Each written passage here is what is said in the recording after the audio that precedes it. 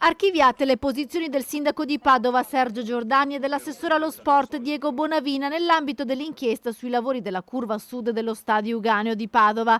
Giordani e Bonavina erano accusati di concussione. Il giudice per le indagini preliminari ha accolto la richiesta di archiviazione fatta dal pubblico ministero in riferimento alle presunte pressioni fatte da sindaco e assessore per accelerare il completamento della curva dell'Euganeo. Ovviamente c'è soddisfazione per l'esito, ha sempre avuto completa fiducia e massimo rispetto nei confronti della magistratura, ha dichiarato in una nota ufficiale il sindaco di Padova, che assicura che per quanto riguarda il cantiere i lavori procederanno con grande zelo sotto la guida dei tecnici responsabili affinché la città possa raggiungere l'obiettivo nella massima trasparenza.